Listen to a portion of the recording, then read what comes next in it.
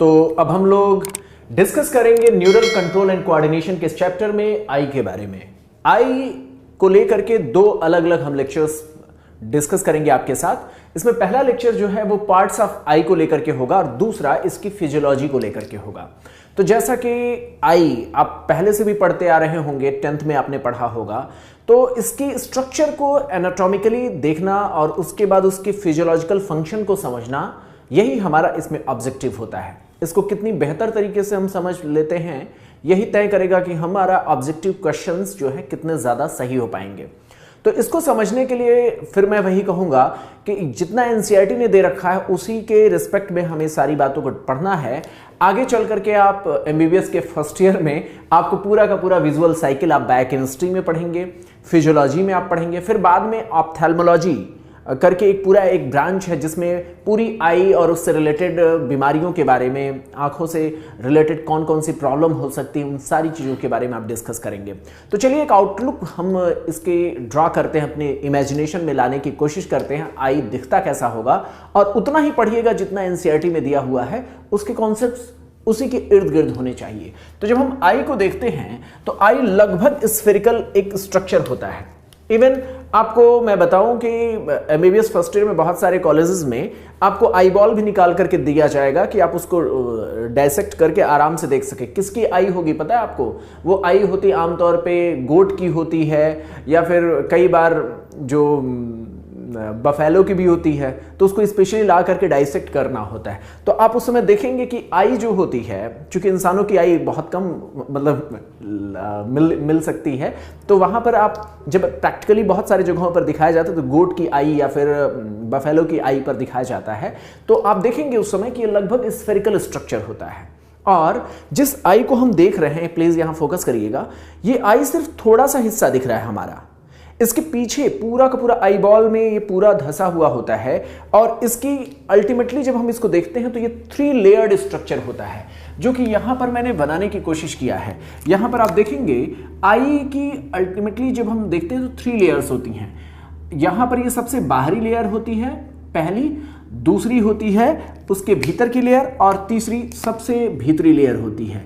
तो यहां पर इन लेयर्स का नाम समझना और इसके बारे में जानकारी रखना जरूरी है।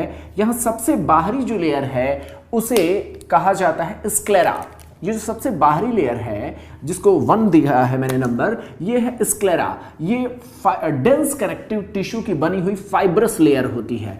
स्क्लेरा जो है ये फाइब्रस लेयर होती है, फाइब्रस कनेक्टिव टिश्यू की, यानी काफी हार्ड मटेरियल का बना हुआ होता है। ये स्क्लेरा जो आप देख रहे हैं, ये ब्लैक कलर से आप यहां पर देख पा रहे हैं, ये स्क्लेरा बेसिकली यहां जो बना हुआ है, इस स्क्लेरा को ये फाइब्रस कनेक्टिव टिश्यू का बना हुआ लेयर होता है। और इसमें एक खास बात ये होती है कि इसमें बहुत ज्यादा ब्लड सप्लाई की जरूरत नहीं होती है। इसके सेल्स को बहुत ज्यादा न्यूट्रिएंट्स की जरूरत नहीं होती है। ये फाइब्रस कनेक्टिव टिश्यू का बना होता है और इसको न्यूट्रिशन की जो जरूरत भी होती है वो आसपास की ब्लड वेसल से मिल जाती है। तो स्क्लेरा की लेयर जो है ये आगे की ओर जब हम देखते हैं तो ये स्क्लेरा की लेयर जब हमारे आईबॉल के फ्रंट में जब ये पहुंचती है तो इसे कॉर्निया कहा जाता है। यहां पर जो स्ट्रक्चर दिया हुआ है ये है कॉर्निया। कॉर्निया जो कि काफी एक ट्रांसपेरेंट पार्ट होता है, और आप देख सकते हैं यही स्क्लेरा आगे चल करके ब्लैक कलर का जो है यही आगे चल करके कंटिन्यू हुआ, स्क्लेरा ही आगे चल करके कॉर्निया के रूप में कंटिन्यू हुआ है। जैसा कि मैंने आपको बताया कि इस लेयर में ब्लड सप्लाई बहुत पुअर होती है, नहीं के बराबर होती है, और आसपास के जो सेल्स होते हैं वहीं से डिफ्यूजन के द्वारा इनको न्यूट्रिएंट्स मिलते हैं। तो यही वजह है कि इस कॉर्निया की जो लेयर होती है, जो स्क्लेरा का आगे एक्सटेंशन है, इसको ट्रांसप्लांटेशन के लिए इस्तेमाल किया जा सकता है, चूंकि इसमें ब्लड सप्लाई नहीं होती है। वरना अभी अगर कोई और डिफॉर्मिटी ब्लाइंडनेस की हो, कॉर्निया को छोड़ करके किसी और वजह से अगर ब्लाइंडनेस है, तो अभी तक हम उसका ट्रीटमेंट नहीं कर पाए, सिर्फ और सिर्फ कॉर्निया की वजह से अगर ब्लाइंडनेस है तो उसका ट्रीटमेंट पॉसिबल है, क्योंकि कॉर्निया, ये जो स्क्लेरा की आगे की एक्सटेंशन को हम कॉर्निया जो कहते हैं, चूंकि इसमें ब्लड सप्लाई होती नहीं है, और आप जानते हैं ब्लड सप्लाई होने पर प्रॉब्लम ये होता है, ग्राफ्ट रिजेक्शन की गुंजाइश बहुत ज्यादा होती है। जो भी ग्राफ्टिंग किया जाएगा, आप देखोगे मेडिकल स्टूडेंट के रूप में बहुत कई बार क्या होता है, लोग अपनी आई डोनेट जो करते हैं वो कॉर्निया को ही डोनेट करते हैं, तो उस दौरान आपको देखने को मिलेगा कि जो ग्राफ्ट निकाले जाते हैं और उसको जो डोनेट किया जाता है वो कॉर्निया ही किया जाता है। इस कॉर्निया में ब्लड सप्लाई न होने की वजह से आप समझ सकते हैं इसमें एंटीजन एंटीबॉडी जैसा कोई रिएक्शन होने की गुंजाइश नहीं होगी। वरना क्या होता है कि ब्लड में एंटीबॉडीज घूम रही होती हैं, वो एंटीजन और बॉडी, जैसे मेरे शरीर का अगर कॉर्निया किसी और को दे दिया जाएगा तो उसके बॉडी में क्रॉस रिएक्शन होने की वजह से ऑर्गन का फेल्योर हो जाएगा, जो ऑर्गन डोनेशन की प्रोसेस है वो फेल्योर हो जाएगी। तो ये पॉइंट है कॉर्निया के साथ एक अप्लाइड पॉइंट। दूसरी बात यह है कि ये जो दूसरी लेयर है, जिसको स्क्लेरा के भीतर की जो लेयर है उसको क्या कहते हैं, इसको कहते हैं कोरोइड। तो चूंकि पहले वाले में ब्लड सप्लाई ना के बराबर है, दूसरे वाले को हम कहते हैं कोरोइड। तो इस कोरोइड लेयर की खास बात ये होती है कि यह हाईली वैस्कुलर लेयर होती है। ये क्या होती है, हाईली वैस्कुलर लेयर होती है कोरोइड की। ये इतनी ज्यादा वैस्कुलर होती है कि अपनी तो ब्लड सप्लाई को मेंटेन तो रखती ही है, इसके अलावा ये स्क्लेरा को भी ब्लड सप्लाई देती है, और रेटिना जो इसके भीतर की लेयर है उसको भी ब्लड सप्लाई देती है। समझ गए आप? तो आगे जब आप बहुत डिटेल में पढ़ेंगे तो आपको पता चलेगा कि रेटिना में 9 to 10 लेयर्स होती हैं। ठीक है, मैं इसको बताता हूं थोड़ा क्लियरली। रेटिना में कितनी लेयर्स होती हैं? 9 to 10। कुछ किताबों में 9 मिलेगा, कुछ में 10 लेयर्स मिलेंगे। 9 से लेकर के 10 लेयर तक होती हैं। और इसमें शुरुआती अगर हम ये कहें कि यहां पर आप देखेंगे कि इसमें जो शुरुआती जो 5 लेयर्स हैं उसकी ब्लड सप्लाई यही कोरोइड कर देता है, और जो बाकी जो बच गए 5 लेयर, 4 to 5 लेयर्स, उनकी ब्लड सप्लाई, ये लेयर्स हैं, इनकी ब्लड सप्लाई रेटिना की अपनी खुद की वेसल्स देती हैं। तो आप समझ सकते हैं कि रेटिना में टोटल होता है 10 लेयर्स। अगर जब हम इसकी माइक्रोस्कोपिक लेयरिंग देखते हैं, माइक्रोस्कोपिक स्ट्रक्चर, तो 9 to 10 लेयर्स होती है। इसमें 5 लेयर्स को जो कोरोइड के टच में होते हैं उनको इसी की ब्लड सप्लाई से न्यूट्रिशन मिल जाता है। भीतर के और जो 5 लेयर होंगे, यानी यहां पर आप समझ सकते हैं यहां 10 लेयर है, थोड़ा जूम करिएगा ताकि मेरी उंगलियों पर स्टूडेंट देख सकें। तो यहां पर आप देखेंगे कि जो स्टार्टिंग के जो कोरोइड के टच में है, ब्लू के टच में, उनको ऐसे डिफ्यूजन से मिल जाता है न्यूट्रिशन। ये जो भीतरी हैं उनको न्यूट्रिशन देने के लिए रेटिना की अपनी खुद की ब्लड वेसल्स होती हैं। तो इस तरीके से रेटिना का आधा हिस्सा कोरोइड की मदद से, कोरोइड की ब्लड सप्लाई की मदद से अपनी न्यूट्रिशन को प्राप्त करता है। तो अल्टीमेटली हमें क्या पता चला, यहां 3 लेयर हैं, स्क्लेरा, कोरोइड और रेटिना। रेटिना क्या है? रेटिना ये काफ़ी इंपॉर्टेंट है, क्योंकि विजुअल जो परसेप्शन होता है वो यहीं पर किया जाता है। मतलब ये कि जो लाइट की जो एनर्जी है वो जा करके अल्टीमेटली गिरती है रेटिना पर। समझ गए? ये दोनों प्रोटेक्शन और न्यूट्रिशन प्रोवाइड करने वाले लेयर हैं, एक तरीके से आप समझ सकते हैं। सही जो एग्जैक्ट फंक्शन है वो रेटिना का ही है। आप जब, लेकिन ऐसा भी नहीं है कि कोरोइड का और कोई फंक्शन नहीं है, स्क्लेरा का और कोई फंक्शन नहीं है, लेकिन जो विजन से संबंधित जो मेन एक्शन है वो रेटिना पर ही होता है। लाइट जाकर के रेटिना पे गिरती है, तब जाकर के उसके इलेक्ट्रोकेमिकल सिग्नल जनरेट होते हैं, जो कि ब्रेन के ऑप्टिक जो विजन से रिलेटेड जो ऑप्टिक जो कॉर्टेक्स है, जो ऑसिपिटल लोब में पाया जाता है, वहां तक इंफॉर्मेशन पहुंचाई जाती है। तो रेटिना का इंपॉर्टेंस ये होता है। स्क्लेरा के लिए मैंने बताया, स्क्लेरा आगे चल करके किसमें खुलता है, यहां पर सॉरी, आगे इसका एक्सटेंशन क्या कहलाता है? कॉर्निया कहलाता है। ऐसे ही कोरोइड के बारे में जब हम बात करते हैं तो कोरोइड जब आगे एक्सटेंड करता है, एक्सटेंशन, इसका एक्सटेंशन पहले तो पीछे ये काफ़ी पतला होता है, पिछली लेयर्स जो होती हैं, यानी बैक ऑफ द आई में कोरोइड काफ़ी थिन लेयर होता है, लेकिन जब ये आगे बढ़ने लगता है तो ये थोड़ा थिकनेस इसकी बढ़ती है और ये सिलियरी बॉडी बना लेता है, यानी इसका नाम चेंज हो जाता है और इसको कहने लगते हैं सिलियरी बॉडी। सिलियरी बॉडी आगे चल करके, सिलियरी बॉडी से फिर फर्दर इसी का एक्सटेंशन क्या कहलाएगा? इसका फर्दर एक्सटेंशन कहलाता है आइरिस।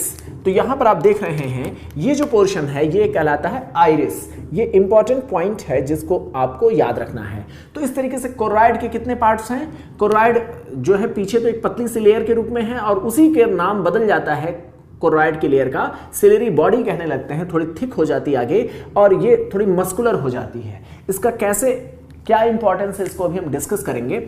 वहीं आप देखेंगे ये आइरिस है, आइरिस के लिए जब हम देखते हैं तो यहां पर आप कह सकते हैं कि ये आइरिस, अगला इसका एक्सटेंशन होता है, ये पिगमेंटेड होता है। आइरिस पिगमेंटेड होता है और आइरिस में अलग अलग पिगमेंट्स के प्रेजेंट होने की वजह से आंखों के जो आइरिस का कलर होता है वो बदलता रहता है। लोग कहते हैं ना तुम्हारी आंखें झील सी हैं, तो इसी गहराई की वजह से होती हैं, ठीक है।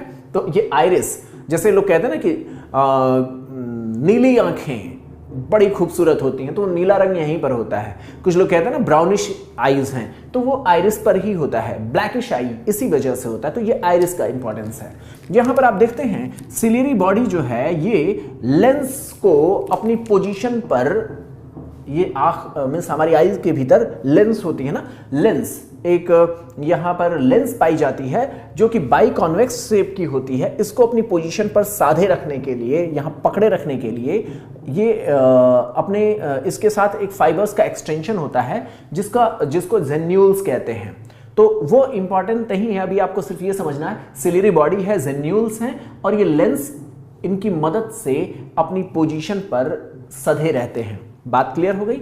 अब यहां पर देखा जाता है कि ये आइरिस आगे जाकर के एक्सटेंड हुआ, ठीक है। इसके बीच में जो खाली जगह बचता है ना, जो अपर्चर लाइक स्ट्रक्चर जो बचता है, ये हम साइड से देख रहे हैं। जब इसको आगे से देखते हैं तो ऐसा लगता है खाली सी जो जगह बचती है, जो हमारी आंखों के बीच में भी आप देख सकते हैं, ऐसा लगता है छोटा सा गोल सा जो स्ट्रक्चर होता है, उसको कहते हैं प्यूपिल। आप देखते हैं ना, कहते हैं ना प्यूपिल डायलेट कर गया, प्यूपिल कॉन्स्ट्रिक्ट कर गया, कैसे वो होता है उसके बारे में अभी हम आगे डिस्कस करेंगे क्या होता होगा उसमें।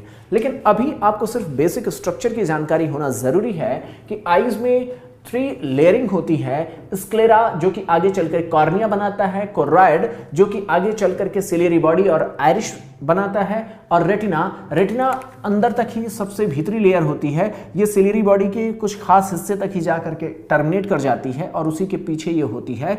ये विजन का जो जो केमिकल जो सिग्नल्स होते हैं, जो नर्व के जो सेंसेशन जो जनरेट होते हैं, वो रेटिना से ही होगा। ये रेटिना के बारे में मैंने बताया, कोरॉइड को मैंने बताया ये हाईली वैस्कुलर होता है। रेटिना की भी अपनी ब्लड सप्लाई होती है। यहां पर बीमारियां कहां कहां हो सकती हैं, थोड़ा उसको देख लेते हैं। ब्लाइंडनेस किन किन वजहों से हो सकता है? तो ब्लाइंडनेस हो सकता है, आप देख सकते हैं, कॉर्निया की वजह से। कॉर्निया में अगर कोई डिफेक्ट है, कोई उसमें प्रॉब्लम है, तो कॉर्निया के लिए आप देखेंगे, कॉर्निया में अगर कोई प्रॉब्लम है जिसकी वजह से ब्लाइंडनेस है, तो इसको ठीक किया जा सकता है। और सच्चाई यही है कि कॉर्निया से होने वाली ब्लाइंडनेस को ही केवल ठीक किया जा सकता है। इसके अलावा यहां पर आप देखेंगे ये जो लेंस है, लेंस के लिए आप देख सकते हैं यहां पर खास तौर पर आप यहां पर देखेंगे लेंस के साथ अगर कोई प्रॉब्लम होती है, लेंस आमतौर पर ट्रांसपेरेंट होता है लेकिन बाद में बढ़ती हुई उम्र में ये हार्ड होता जाता है। तो इसके लिए एक बीमारी होती है जो इससे एसोसिएटेड होती है, जिसको हमें पढ़ना होता है, वो होता है कैटरैक्ट, ठीक है। इसी तरीके से यहां पर आप देख रहे हैं 2 अलग अलग फ्लूइड होते हैं। इसमें जो लेंस के आगे जो फ्लूइड है उसे एक्वस चैम्बर में पाया जाने वाला एक्वस ह्यूमर होता है। यहां जो चैम्बर बना हुआ है इसको एक्वस चैम्बर कहते हैं। इसमें पाए जाने वाले फ्लूइड को एक्वस ह्यूमर कहते हैं, जबकि लेंस और इसके पिछले हिस्से में जो ये बड़ा सा चैम्बर, इसको विट्रियस चैम्बर कहते हैं। इसमें पाए जाने वाले फ्लूइड को विट्रियस ह्यूमर कहते हैं, ठीक है। अब आपको समझना है कि एक बीमारी कॉर्निया की वजह से है जिसको ठीक किया जा सकता है। यहां पर आप देखेंगे एक्वस चैम्बर में अगर फ्लूइड ज्यादा हो जाए तो क्या होगा, ये बल्ज कर जाता है, ठीक है। तो उसको ग्लूकोमा कहते हैं। इसमें ग्लूकोमा के भी कई सारे कारण हो सकते हैं, उसको आप पढ़ेंगे। थोड़ा सा मैं आपको एज ए इंट्रोडक्शन बता रहा था कि कहां कहां प्रॉब्लम हो सकती है। यहां पर एक्वस चैम्बर में अगर फ्लूइड ज्यादा कलेक्ट हो गया तो क्या होगा, अब बताइए। मैंने आपको बताया ग्लूकोमा हो जाएगा, ये बल्ज कर जाएगा। फ्लूइड ज्यादा हो गया तो क्या कर जाएगा, बल्ज कर जाएगा। कारण क्या हो सकता है बल्ज करने का, वो आप एज ए मेडिकल स्टूडेंट पढ़ेंगे। यहां पर लेंस के बारे में जब हम देखते हैं तो मैंने कहा ना लेंस होता है ट्रांसपेरेंट, लेकिन बढ़ती उम्र में इसमें धीरे धीरे करके इसमें लेंस में ऐसे चेंजेस आते हैं कि ये ओपेक हो जाता है। ओपेक हो जाने की वजह से दिखाई देना कम हो जाता है, तो लेंस चेंज किया जाता है, आर्टिफिशियल लेंस लगाए जाते हैं। कैटरैक्ट का ऑपरेशन उसे कहते हैं, ठीक है। इसी तरीके से आप पीछे देखेंगे रेटिना में होने वाले चेंजेस, रेटिना में होने वाले चेंजेस। तो यहाँ पर आप देखेंगे रेटिना में भी कई तरीके के चेंजेस होते हैं, और ये अगर रेटिना में अगर चेंजेस होता है तो उसको ठीक कर पाना बिल्कुल भी पॉसिबल नहीं होता है। ये काफ़ी मुश्किल कंडीशन होती है रेटिना में। तो उसके लिए सेफ्टी मेजर्स होते हैं। आप एज ए स्टूडेंट आप पढ़ेंगे रेटिना में कौन कौन सी दिक्कत हो सकती हैं।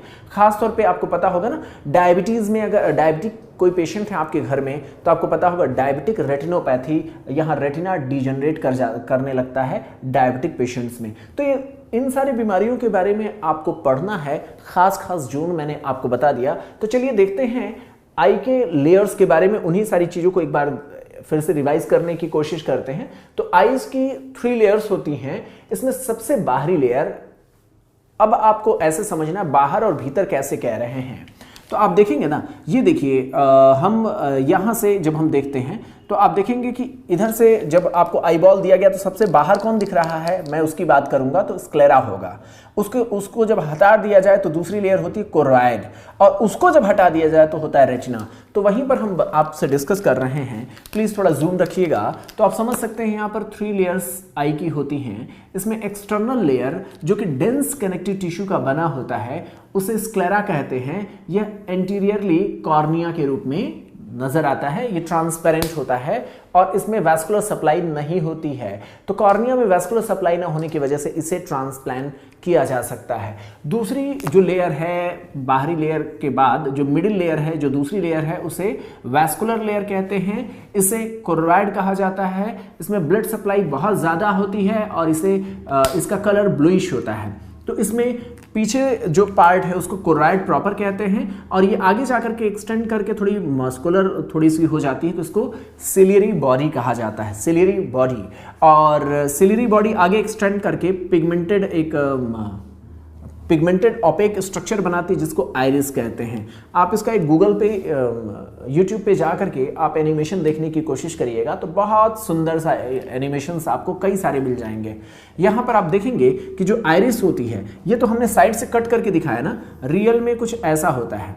ठीक है, यहाँ पर जब आपकी आंखें कुछ ऐसी है ना तो ये है आपका आइरिस, है ना, आइरिस। और यहाँ पर आप देख रहे हैं ये है आपका प्यूपिल।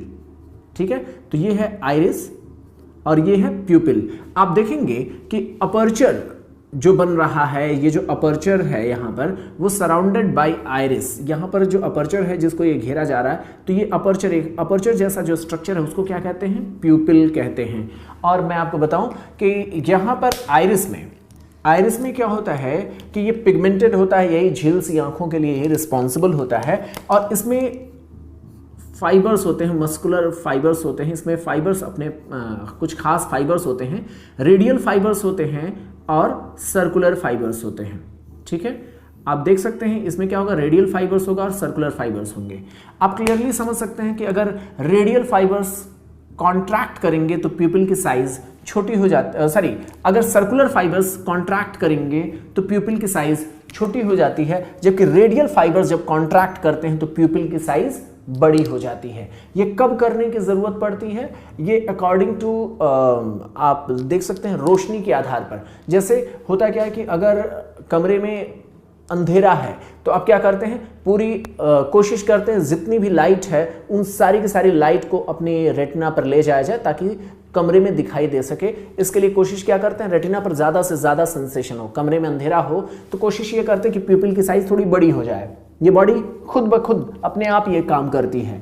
तो यहाँ पर आप देखेंगे प्यूपिल डायलेट कर जाता है और इससे कोशिश ये की जाती है कि अगर ये डायलेट कर गया तो क्या होगा, डायलेट करने से होगा ये कि इसमें ज़्यादा से ज़्यादा लाइट पहुँचेगा। जो कमरे के अंधेरे में, अंधेरी जगह में जो लाइट बहुत कम है उसकी भी मैक्सिमम मात्रा को रेटिना पर डाला जा सकता है। ठीक है, इस प्रयास में ऐसा करते हैं कि प्यूपिल को डायलेट कर देते हैं। दूसरा तरीका ये होता है कि कमरे में बहुत ज़्यादा रोशनी है, बहुत अचानक हम कमरे में इंटर किए जहाँ बहुत ज़्यादा चकाचौंध है, तो होता क्या है कि चकाचौंध होने पर ये जो फाइबर्स हैं, इसमें जो सर्कुलर फाइबर्स होते हैं वो कॉन्ट्रैक्ट करते हैं जिसकी मदद से प्यूपिल का साइज छोटा हो जाता है, क्योंकि आप समझ सकते हैं कि रोशनी की बहुत कम ज़रूरत होगी जितने से सेंसेशन मिल जाए। तो इसीलिए हम कोशिश ये करते हैं कि कम से कम रोशनी आंखों में पहुंचे। तो इसके लिए प्यूपिल यहाँ पर कॉन्स्ट्रिक्ट करता है जब कमरे में रोशनी ज़्यादा होती है। तो ये तरीका होता है। तो ये अपर्चर जो है, ये प्यूपिल जिसको आप समझ सकते हैं, ये अपर्चर ही लाइट के रेडिएशन को अंदर ले जाने के लिए रिस्पॉन्सिबल होता है। अब यहाँ पर आप समझ सकते हैं, जिसके बारे में मैंने आपको बताया वही पॉइंट एनसीईआरटी ने भी लिखा है कि डायमीटर ऑफ द प्यूपिल, यानी ये जो प्यूपिल का डायमीटर है, ये प्यूपिल का डायमीटर ये घट बढ़ सकता है, ये रेगुलेट किया जाता है आइरिस के मसल फाइबर्स के द्वारा। ठीक है, तो इस तरीके से हम लोगों ने देखा मिडिल लेयर में कोरोइड पीछे कहा जाता है, उसी का एक्सटेंशन सिलियरी बॉडी होता है और वही आगे चल करके आइरिस बनाता है। आइरिस पिगमेंटेड होता है और इसमें मसल फाइबर्स होती हैं जो कॉन्स्ट्रक्ट कर सकती हैं और अलग अलग तरीके से उनके कंस्ट्रक्शन की वजह से या तो प्यूपिल डायलेट करता है या फिर प्यूपिल कॉन्स्ट्रक्ट करता है। ठीक है, तो इसमें कॉन्ट्रैक्शन जो मसल फाइबर्स की होती हैं उनकी वजह से यहाँ पर प्यूपिल या तो डायलेट करेगा या फिर आप समझ सकते हैं कॉन्स्ट्रक्ट करेगा। अब अंतिम सबसे भीतरी लेयर की बात करें तो यहाँ पर आप देख रहे हैं सबसे भीतरी लेयर है रेटिना।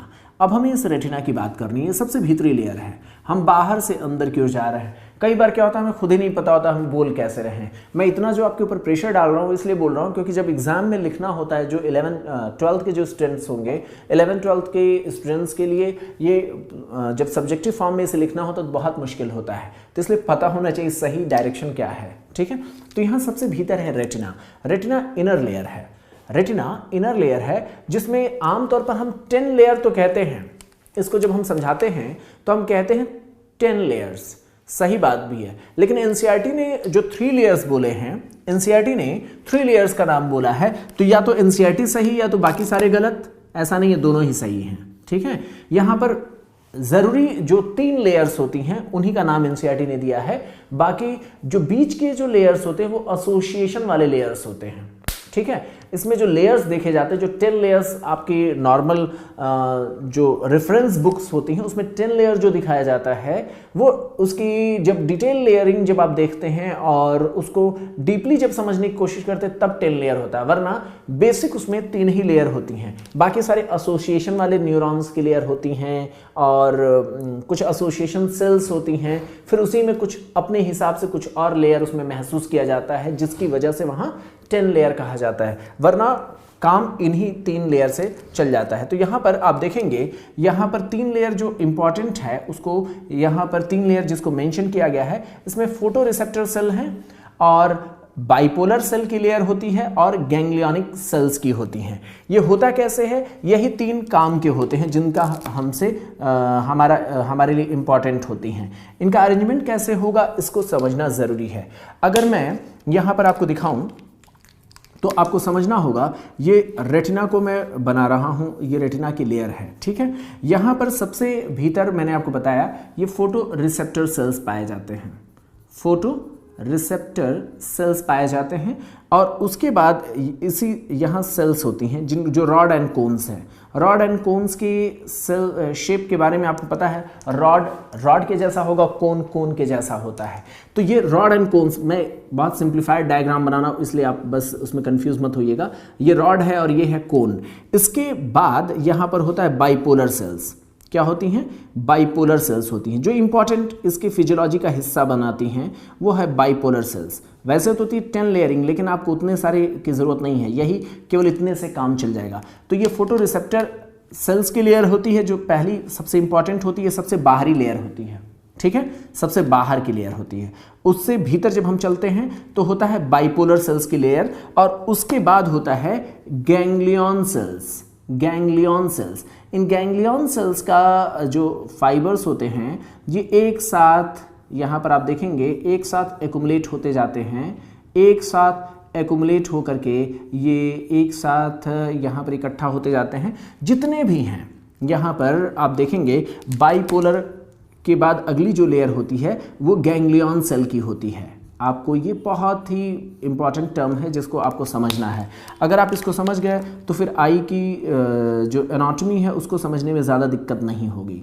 तो यहाँ पोलर सेल्स की लेयर दूसरी हो गई और तीसरी लेयर हो गई गैंग्लियन सेल्स की, गैंग्लियन सेल की। तो यही बात यहां पर दिखाया गया है। सबसे बाहर है फोटोरिसेप्टर सेल्स जिसमें रॉड एंड कोन्स हैं, जूम रखिएगा, फिर उसके भीतर है बाइपोलर सेल्स और उसके भीतर है गैंग्लियन सेल्स। ये गैंग्लियन क्यों कहा गया? क्योंकि मैंने आपको बताया था ना कि ये है कलेक्शन किसका? सेल बॉडीज का। सेल बॉडीज का पिछले लेक्चर में मैंने आपको बताया था, सेल बॉडीज के कलेक्शन को जब वो सीएनएस से बाहर सेल बॉडीज के कनेक्शन हो तो उन्हें गैंग्लियन कहा जाता है, जबकि यही अगर सीएनएस में ऐसा कलेक्शन होता तो उसे न्यूक्लियाई कहा जाता है। तो यहां पर ये गैंग्लियन है, ये फाइबर्स एक साथ कलेक्ट हो रहे हैं और मैंने आपको बताया था इनके एक्सॉन के कलेक्शन को क्या कहा जाएगा? नर्व्स कहा जाएगा। तो यहां पर चूंकि ये ऑप्टिक फाइबर से रिलेटेड है तो इनको कहा जाता है ऑप्टिक नर्व। क्या कहा जाता है? ऑप्टिक नर्व कहा जाता है। जबकि मैंने आपको बताया था यही अगर सीएनएस में इस तरीके से एक्सॉन के बंडल होते तो उसको क्या कहते हैं? ऑप्टिक ट्रैक कहते हैं। ठीक है, तो यहां पर ये आपको पता होना चाहिए कि ये एक्सॉन के फाइबर्स हैं। ये करते क्या हैं? आप देखेंगे कि जितने भी ये पूरा का पूरा एक स्फेरिकल शेप में होगा, मैं सिंप्लीफाइड करके आपको बता रहा हूं, और ये अल्टीमेटली क्या होता है कि आईबॉल की एक खास साइट होती है जहां से ये सारे के सारे फाइबर एग्जिट करते हैं। तो उस पोजीशन पर जहां पर सारे के सारे ये एग्जिट करते हैं उसे कहा जाता है ब्लाइंड स्पॉट, क्योंकि वहां कोई रॉड या कोन्स नहीं पाया जाता है। तो आप देखेंगे कि ये सारे के सारे फाइबर्स जिसको जो ऑप्टिक नर्व बनेंगे तो ये अल्टीमेटली क्या होते हैं? ये जाकर के एक पोजीशन, एक ऐसा लोकेशन होता है जहां से बाहर निकलते हैं। इसमें समझने वाली चीज ये है कि जहां रॉड एंड कोन्स की लेयर हर जगह पर होती है, यहां पर रॉड एंड कोन्स नहीं पाए जाते हैं। समझ गया? तो यहां रॉड एंड कोन्स नहीं पाए जाते हैं। इस वजह से यहां पर विजन से रिलेटेड कोई भी एक्टिविटी नहीं होती है। दूसरी चीज ये है कि आप यहां पर देख सकते हैं कि ये क्या है? आपका रेटिना है। ठीक है, रेटिना होगा। अब इसमें रेटिना में ये रॉड एंड कोन्स का क्या इंपॉर्टेंस है इसको भी समझना जरूरी है, लेकिन कुछ चीज़ों को यहाँ पर छोड़ना ठीक नहीं होगा। तो मैं अभी एक चीज़ आपको बताता हूँ। ये है रेटिना में ये जो फोटो रिसेप्टर सेल्स हैं रॉड एंड कोन्स, ये सेंसिटिविटी के हिसाब से ये स्टिमुलाई को जनरेट करते हैं, और स्टिमुलाई जब यहाँ से जनरेट होती है तो पहला न्यूरॉन ये होगा जो एक्साइट होता है, तो इसको कहा जाता है फर्स्ट ऑर्डर न्यूरॉन। ठीक है, ये कहलाता है फर्स्ट ऑर्डर न्यूरॉन। ये फर्स्ट ऑर्डर न्यूरॉन है, बस ऐसे बता रहा हूं आपको, किताब में नहीं लिखा है, जानना आपकी मर्जी। इसको कहते हैं जो गैंग्लियन सेल होता है ये सेकेंड ऑर्डर न्यूरॉन कहलाता है। और ये आप देख रहे हैं यहां से जाकर के एक पॉइंट से ये एग्जिट करेगा जहां बिल्कुल भी रॉड एंड कोन्स की लेयर नहीं पाई जाती है, जो कि ब्लाइंड स्पॉट है। यहां से निकल करके ये अपना आगे जाएगा और पीछे जाकर के सेंट्रल नर्वस सिस्टम में एक पार्ट होता है जहां से तीसरा न्यूरॉन, जैसे आप समझते हैं ना, इसका एक्सॉन जाकर के खुलेगा तो किसी के साइटॉन को जाकर के सिग्नल देगा। तो यहाँ जिसके साइटॉन या सेल बॉडी को जाकर के सिग्नल देता है वो सीएनएस में बैठा हुआ होता है, लैटरल जेनिकुलेट बॉडी होती है। उतना डिटेल में आपको नहीं जानना है, बस आपको समझना है कि रेटिना से और जो आपका विजुअल कॉर्टेक्स जिसको हम कहते हैं, विजुअल कॉर्टेक्स होता है ना ब्रेन में, ऑसिपिटल लोब में, आपको इतना तो पता ही है। ऑसिपिटल लोब जिसके बारे में मैंने बताया था वो विजन से रिलेटेड होता है। तो आंख से लेकर के, थोड़ा जूम रखिएगा, आंख से लेकर के ये जो ऑसिपिटल लोब तक है, यहां तक 3 न्यूरॉन्स काम करते हैं। इसको आप ऐसे समझें कि इस तरीके से 3 लेयरिंग होती है केवल न्यूरॉन की, जिसमें स्टार्ट होता है, आप यहां से देखेंगे ये तो है बाइपोलर, ये है आपका रेटिना। रेटिना का रॉड एंड कोन का लेयर है, रॉड एंड कोन्स की लेयर है, थोड़ा जूम रखिएगा, ये रॉड एंड कोन्स की लेयर है। इसके बाद होता है ये बाइपोलर न्यूरॉन की लेयर, जिसको मैंने आपको बताया है कि ये फर्स्ट ऑर्डर न्यूरॉन है, पहला ऑर्डर का न्यूरॉन है। फिर उसके बाद होता है गैंग्लियन सेल। गैंग्लियन सेल के जो न्यूरॉन्स को जब हम देखते हैं तो इसकी एक्सॉन काफ़ी लंबी होती है सेल, क्योंकि आप देखेंगे यहाँ पर फर्स्ट ऑर्डर और ये सेकेंड ऑर्डर न्यूरॉन कहलाता है। सेकेंड ऑर्डर न्यूरॉन और फर्स्ट ऑर्डर न्यूरॉन, जिसको एनसीईआरटी ने मेंशन किया है सिर्फ नाम से, ये दोनों ही रेटिना के भीतर ही पाए जाते हैं। ये फर्स्ट और सेकेंड ऑर्डर न्यूरॉन का हिस्सा यहीं पर पाया जाता है। इसका एक्सॉन निकल करके ब्रेन में जाता है, बहुत लंबा होता है, और ब्रेन के भीतर ही एक और न्यूरॉन निकलता है जो कि जाकर के विजुअल कॉर्टेक्स तक पहुंचता है। विजुअल कॉर्टेक्स जिसको हम कहते हैं ऑसिपिटल लोब, है ना, तो वहां तक जाकर के अपना सिग्नल पहुंचाता है। तो आप देख सकते हैं कि जो इसमें टोटल 3 न्यूरॉन का इस्तेमाल होता है जो कि रेटिना से विजुअल कॉर्टेक्स तक पहुंचते हैं। इसमें शुरुआती जो 2 हैं ये रेटिना में ही छुपे होते हैं, इसका एक्सॉन काफ़ी लंबा होता है, और इसी तरीके से यहाँ से जब ये सेंट्रल नर्वस सिस्टम में जाकर के एक जगह खुलता है जिसका नाम एनसीईआरटी ने दिया नहीं इसलिए हम बताएंगे नहीं, और यहाँ से तीसरा जो न्यूरॉन यहाँ स्टार्ट होगा वो भी काफ़ी लंबा होता है और वो जाकर के विजुअल कॉर्टेक्स में अपने सिग्नल को ले जाकर के पहुँचाता है। आप यहाँ पर देख सकते हैं यही है आपका फर्स्ट ऑर्डर न्यूरॉन जो कि बाइपोलर सेल है। ये सेकंड ऑर्डर न्यूरॉन है जो कि गैंग्लियोनिक सेल है। ये अपने एक्सॉन इनके काफ़ी लंबे होते हैं, ये जा करके निकलते हैं और ये यहाँ ब्रेन के भीतर कहीं तीसरे ऑर्डर का न्यूरॉन होता है। जूम रखिएगा ताकि अनावश्यक चीज़ें ना नजर आएँ। तो ये सेकेंड ऑर्डर न्यूरॉन जा करके सेंट्रल नर्वस सिस्टम में खुलता है जहाँ से तीसरे ऑर्डर का न्यूरॉन निकलेगा जो कि विजुअल कॉर्टेक्स में जा करके अपनी सेंसिटिविटी पहुँचाते हैं, अपने सिग्नल को ले जा करके वहाँ पर पहुँचाते हैं। अब यहाँ पर रॉड एंड कोन्स को थोड़ा समझना ज़रूरी है। तो यहाँ पर मैंने इसको समझा दिया, इसको समझा दिया, इसके बारे में बताया लेकिन डिटेल में नहीं बताया रॉड एंड कोन्स होते क्या हैं। तो यहाँ पर आपको समझना यही 3 लेयर होते हैं रेटिना में जो ज़्यादा इंपॉर्टेंट होते हैं, कंफ्यूज नहीं होना है।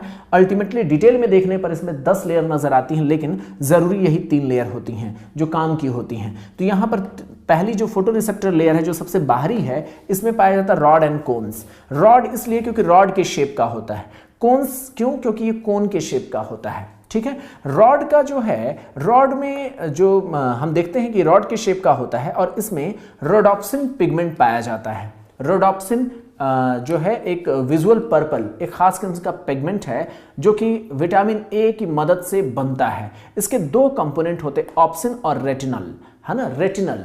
अब इसके भी आगे चल करके अगर कोई कहे रेटिनॉल या रेटिनल, एल्डिहाइड या अल्कोहल, दोनों ही सही है, आपको घबराना नहीं है। यहाँ पर आप जब इसकी विजुअल साइकिल को आप पढ़ेंगे एमबीबीएस में तो पता चलेगा कि ये चेंजेस करता रहता है। ठीक है, तो यहाँ पर क्या होगा, यहाँ पर होता है ऑप्सिन और रेटिनल, ये जो 2 पिगमेंट्स हैं इसके बारे में आप यहाँ पर देख सकते हैं। इसके अलावा यहाँ पर आप देख रहे हैं कोन के बारे में। कोन क्या होता है, ये कोन के शेप का एक स्पेशल स्ट्रक्चर है जिसका मेजर फंक्शन होता है कलर्ड लाइट और ज्यादा लाइट। जैसे होता क्या है कि ये डीम लाइट के लिए सेंसिटिव होता है, आर से रॉड, रॉड से रात, ऐसे याद रखिएगा।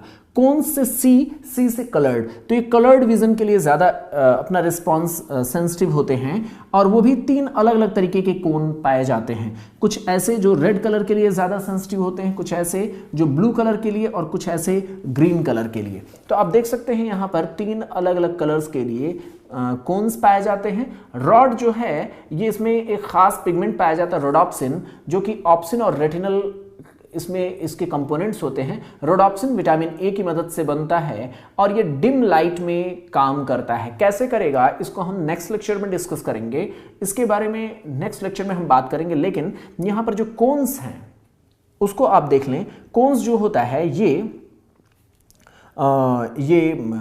कलर्ड, जैसे कलर्ड सेंसिटिविटी के लिए रिस्पॉन्सिबल होता है और इसमें 3 अलग अलग कलर्स के लिए पाए जाने वाले कोन्स होते हैं। हमारे आईज में, फोटो रिसेप्टर सेल्स में 3 अलग अलग कोन्स होते हैं, रेड, ब्लू और ग्रीन। ये पॉइंट इंपॉर्टेंट है। आपको मैं बता दूं कि कई बार जो आप कलरफुल जितनी भी ऑब्जेक्ट्स अपनी दुनिया में देख रहे हैं या आपके सामने जो एनसीईआरटी की बुक रखी गई है उसको भी आप सोच रहे होंगे कि उसमें मल्टी कलरिंग की गई है, लेकिन ऐसा नहीं है। वो एक्चुअली प्राइमरी इन्हीं 3 कलरों की मदद से, यानी इन्हीं 3 कलर्स की मदद से, के कॉम्बिनेशन की मदद से वो मल्टी कलर तैयार कर दिए गए हैं। कहने का मतलब यह है कि कोन्स में 3 बेसिक कलर्स को, प्राइमरी कलर को समझने के लिए अलग अलग सेंसिटिविटी होती है। कुछ कोन्स रेड, कुछ ग्रीन और कुछ ब्लू के लिए होते हैं और इन्हीं के कॉम्बिनेशन से मल्टी कलर तैयार हो जाता है। तो अल्टीमेटली ये बात आपको समझ में आई होगी। यहाँ पर प्यूपिल के डायलेशन के बारे में जो मैं आपको बता रहा था, प्यूपिल डायलेट करता है और कॉन्स्ट्रिक्ट करता है, इसके बारे में भी थोड़ा आपको बता दूं। तो यहाँ पर थोड़ा सा हम यहाँ साइड में आपको समझाना चाहेंगे कि जब हम साइड से देखने की बजाय फ्रंट से आईज को देखते हैं तो कैसा दिखता होगा। तो फ्रंट से जब हम देखते हैं तो आप देखेंगे कि यहाँ पर पेरिफेरी रीजन में फोटोरिसेप्टर सेल्स, जिसमें रॉड एंड कोन्स की बात करें तो पेरिफेरी में रॉड्स का कंसंट्रेशन ज़्यादा होता है, जबकि आप जैसे जैसे सेंटर की ओर बढ़ने लगेंगे वैसे वैसे रॉड्स का कंसंट्रेशन कम होने लगता है, और सेंटर की साइड में कोन्स ज़्यादा कंसंट्रेटेड होते हैं, और जैसे जैसे आप पेरिफेरी की ओर बढ़ेंगे वैसे वैसे कोन्स का कंसंट्रेशन पेरिफेरी में कम होता जाता है। आप मेरी बात समझ पा रहे हैं? नहीं समझ पा रहे तो एक बार फिर से समझें। पेरिफेरी में रॉड्स का कंसंट्रेशन ज़्यादा होता है और ये सेंटर की ओर जाकर के कम होता है, जबकि कोन्स के बारे में कहा जाता है कि कोन्स का कंसंट्रेशन सेंटर में ज़्यादा होता है और ये पेरिफेरी पर जाकर के कम होता है। अब इसका इंपॉर्टेंस क्या होता है? इसका इंपॉर्टेंस ये है कि आप जानते हैं ना कि ये है हमारे रेटिना की अंदरूनी कोटिंग, और 3 डायमेंशन में आपको समझना है कुछ ऐसा है हमारा रेटिना, जो अंदर आईबॉल हमारा छिपा हुआ है। इस आईबॉल के भीतर का हम मामला देख रहे हैं, और आगे से लाइट इसके भीतर एंटर करेगा, है ना, इसके भीतर लाइट एंटर करेगा। तो इसमें लाइट कैसे एंटर कर रहा है, उसकी इंटेंसिटी कितनी, उसका कितना चमक है उसमें, उसके आधार पर हम देखते हैं ना प्यूपिल कॉन्स्ट्रिक्ट करता है या डायलेट करता है। ये बात आपको पता है। मैंने आपको ये बताया कि जब अंधेरा होता है कमरे में तो उस समय क्या करते हैं, उस समय देखते हैं कि हमें देखने को मिलता है कि ये जो प्यूपिल है वो डायलेट कर जाती है। याद है ना, मैंने आपको बताया था उसकी वजह से लाइट क्या होगा, ज़्यादा इंटर कर सकता है। ऐसा क्यों किया जाता है? प्यूपिल को डायलेट करने के पीछे मकसद ये होता है कि ज़्यादा से ज़्यादा अंधेरे कमरे में जो भी रोशनी है वो रेटिना पर गिरे, और इतना ही नहीं, पेरिफेरी के रीजन में जो रॉड्स हैं जो अंधेरे में दिखाई देने के लिए ज़्यादा स्पेशलाइज्ड होते हैं, वहाँ पर लाइट गिरे। बात समझ पा रहे हैं आप? बहुत ध्यान से मन की आंखों से समझेंगे तो ही आप समझ पाएंगे। कुछ मन की जो अपनी कल्पनात्मक जो आपकी दुनिया है उसको जगाइए, तो आप समझ सकते हैं कि जब प्यूपिल डायलेट करेगा तो अंधेरे कमरे की जो भी रोशनी है वो ज़्यादा से ज़्यादा आंखों के भीतर पड़ेगी और पेरिफेरी तक जाके गिर सकेगी जब प्यूपिल डायलेटेड होगा। तो यहाँ पर भी सेंसिटिविटी जनरेट होगी, जिसकी वजह से रॉड्स सेंसिटाइज होंगे तो अंधेरे में देख पाना पॉसिबल हो पाता है। वहीं जब कमरे में बहुत ज़्यादा चमक हो, उजाला बहुत ज़्यादा हो, तो क्या प्यूपिल कॉन्स्ट्रिक्ट कर जाती है, तो उस समय केवल कोन वाले हिस्से तक ही केवल लाइट की ज़रूरत होती है, क्योंकि ये लाइट के लिए और यहाँ कलर्स के विज़न के लिए ये ज़्यादा इंपॉर्टेंट होती है।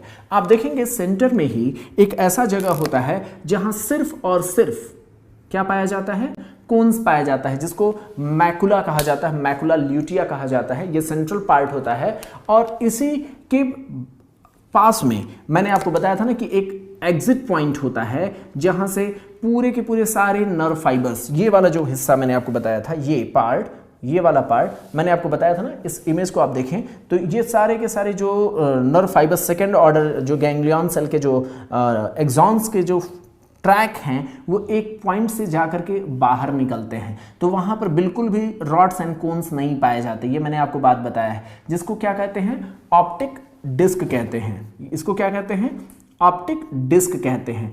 इस ऑप्टिक डिस्क पर कोई भी रॉड या कोन नहीं पाया जाता है, तो इसको कहा जाता है ब्लाइंड स्पॉट। चूंकि यहाँ पर कोई भी सेंसिटिविटी नहीं जनरेट हो सकती है, कोई भी सिग्नल जनरेट नहीं हो सकता, क्योंकि यहाँ से सिर्फ और सिर्फ नर्व फाइबर्स क्या कर रहे हैं, एग्जिट कर रहे हैं, तो इसको ब्लाइंड स्पॉट कहते हैं और इसको ऑप्टिक डिस्क कहा जाता है। यहाँ पर आप देखेंगे कि इसी रास्ते से कुछ ब्लड वेसल्स भी आती हैं जो रेटिना की ब्लड सप्लाई के लिए रिस्पॉन्सिबल होती हैं। तो ये एक जगह है जिसको जिम्मेदारी दी गई कि भाई तुम्हारे पास कोई भी यहाँ पर रॉड या कोन्स करके कोई भी सेल्स नहीं होंगी, आपकी केवल जिम्मेदारी है कि आप नर्व फाइबर्स को भीतर ले जाइए और उधर से कुछ आर्टेरियल सप्लाई को यहाँ पर लाने के लिए जगह दीजिए। और इतना ही नहीं, वेनस ड्रेनेज भी इसी रास्ते से होता है, ठीक है। तो वेनस ड्रेनेज और आर्टेरियल सप्लाई और ये जो नर्व फाइबर्स का एग्जिट पॉइंट, यही ऑप्टिक डिस्क का पॉइंट है। ये मैकुला ल्यूटिया है जो कि फोविया सेंट्रालिस कहा जाता है, शार्पेस्ट विजन का साइट है, क्योंकि शार्प इमेज बनाने के लिए कोन्स की जरूरत होती है और यहां पर सबसे ज्यादा कोन पाया जाता है सेंटर में। ये कॉन्सेप्ट समझाने के लिए मैंने इस चीज को लिया है। अब आगे हम बात करेंगे इन सारी चीजों को समझने के बाद इसकी फिजियोलॉजी को, कैसे रॉड या कोन्स सिग्नल को जनरेट करते हैं, और एक बात और भी करेंगे जो कि एनसीईआरटी ने नहीं दिया है, यहां पर एकोमोडेशन के पॉइंट्स को भी हम लोग समझने की कोशिश करेंगे। तो एक बार फिर से रिकॉल करिए, आई बॉल की 3 लेयरिंग होती है बाहर से भीतर की ओर। जब हम जाते हैं तो देखते हैं स्क्लेरा, कोरोइड और रेटिना, ये 3 लेयर होती हैं। स्क्लेरा आगे चल करके कॉर्निया बनाता है, कोरोइड क्या करता है, कोरोइड आगे चल करके सिलियरी बॉडी, सिलियरी बॉडी से आगे आइरिस बनाता है, और आइरिस का जो छूटा हुआ जगह होता है वो प्यूपिल कहलाता है। मैंने बताया था आइरिस में मसल फाइबर्स होते हैं जिसकी मदद से वो डायलेट या फिर कॉन्स्ट्रिक्ट कर सकता है, जिसकी वजह से प्यूपिल का जो अपर्चर है, प्यूपिल का जो डायमीटर है वो छोटा या बड़ा हो सकता है। ये पॉइंट हम लोगों ने कोरोइड की लेयर से सीखा। अंतिम लेयर होती है रेटिना। रेटिना में मैंने बताया था कि ये इसमें फोटो रिसेप्टर सेल्स होते हैं, कुछ न्यूरॉन्स होते हैं, और वो रियल में गिरने वाली जो आंख के भीतर जो लाइट पहुंचती है वो अल्टीमेटली रेटिना को ही सेंसिटाइज करती है, जिसकी वजह से नर्व सिग्नल बनते हैं और वो सिग्नल बाहर की ओर सेंट्रल नर्वस सिस्टम तक भेजे जाते हैं। रेटिना को मैंने फिर बड़ा करके आपको दिखाया कि रेटिना में अलग अलग बुक्स में अलग अलग लेयर्स का नाम लिखा जाता है। वो एक्चुअली जो नाम लिखते हैं, जो 10 लेयर बोलते हैं ना, उसी को डीपली थोड़ा पढ़ करके यहाँ पर दिखाएंगे, फिर ऐसे करके फिर इसी में और भी लेयरिंग दिखाई जाती है। उसकी कोई ज़रूरत नहीं है आपको जानने की। आप सिर्फ रेटिना में 3 लेयर आप याद रखें, काम चल जाएगा। फोटो रिसेप्टर सेल जिसमें रॉड या कोन्स होगा, दूसरा होता है फर्स्ट ऑर्डर न्यूरॉन जो कि बाइपोलर होता है, फिर सेकंड ऑर्डर न्यूरॉन जो कि गैंग्लियोनिक सेल होते हैं। ये सारे के सारे फाइबर्स, इसके एक्सॉन्स एक रास्ते से खुलते हैं जहां पर रॉड या कोन नहीं पाया जाता, जो कि ब्लाइंड स्पॉट होता है। इतनी सारी चीज़ों को हम लोगों ने डिस्कस किया।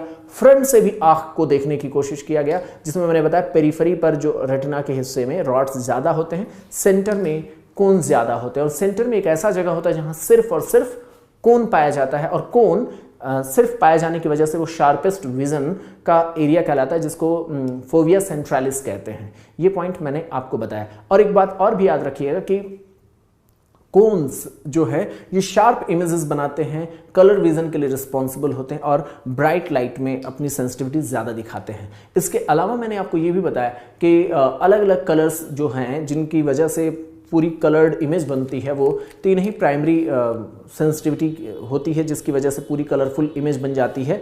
रेड कलर के लिए कोन्स सेंसिटाइज जब होते हैं, ब्लू कलर के लिए और ग्रीन कलर के लिए। इन्हीं की मिक्सिंग से पूरा जो कलरफुल हमारी दुनिया है वो बनती है। तो ये एक इम्पॉर्टेंट पॉइंट है जिस पर एनसीईआरटी से क्वेश्चन बन सकता है। और इतना जो बेसिक आइडिया है, इसको बनाने के बाद हम नेक्स्ट लेक्चर में बात करेंगे इसकी फिजियोलॉजी के बारे में।